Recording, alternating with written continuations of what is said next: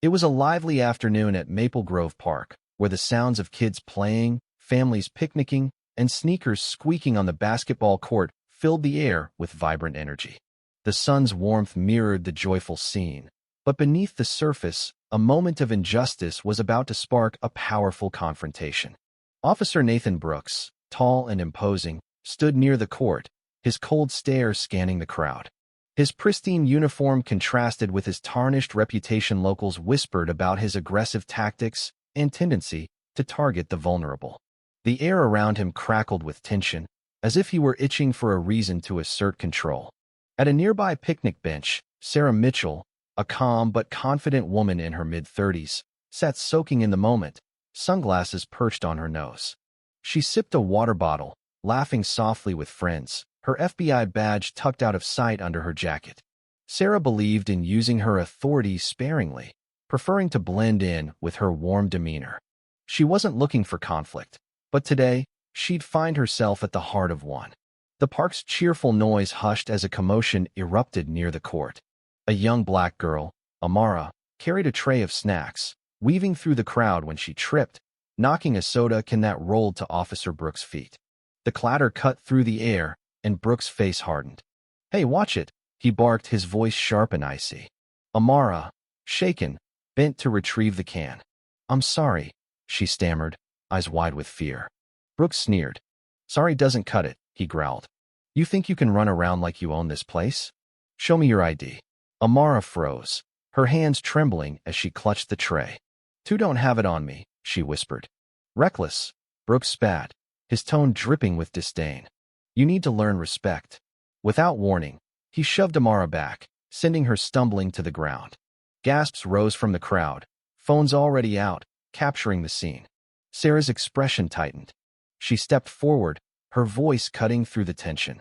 "That's enough, officer." Her tone was steady, her presence commanding.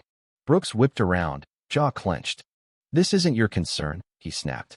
"It is when you're roughing up a kid," Sarah replied, unflinching. "Let her go." The crowd stirred, some shifting nervously, others filming. Sarah's calm rattled Brooks, his eyes narrowing as he stepped closer, fists clenched. "You don't know who you're dealing with," he hissed. "Do you?" Sarah shot back. The crowd murmured, stunned by her nerve. Brooks' face twisted with rage. He lunged, swinging a fist at Sarah's shoulder. The crowd gasped as Sarah sidestepped, grabbed his wrist, and flipped him to the ground with precise force. The thud echoed, drawing cheers and shocked shouts. Brooks groaned, his pride more bruised than his body, and scrambled to his feet, reaching for his radio. "Back up! Violent suspect assaulting an officer," he shouted, voice shaking. Sarah stood firm, defensive but composed. "You did this to yourself," she said evenly. "Keep filming, this needs to be seen." Sirens wailed as police cars screeched to a halt. Officers poured out, hands near their weapons, encircling Sarah, Amara, and Brooks. "She attacked me," Brooks yelled, still seething. She resisted arrest. Sarah raised her hands, her badge now visible. "Check the footage," she said calmly. "It tells the whole story." The officers hesitated, glancing at the crowd's raised phones. The tension was thick, but Sarah's voice rose above it. "I'm not resisting. Look at the evidence sites, all there." Some in the crowd shouted support for Sarah, others voiced concern for Amara. Sarah steadied herself, her father's words echoing. "Justice isn't easy. Standing up means stepping into the fire, but let the truth fight for you." An officer approached cautiously. "We need to take you in for questioning," he said. Sarah nodded. "Fine, but review the videos. The truth is there." As she was led to a squad car, the crowd erupted, chanting her name. Amara, gripping her phone, recorded everything, whispering, "We'll make sure the world sees this." Brooks stood, brushing himself off, his smirk fading under the crowd's judgment.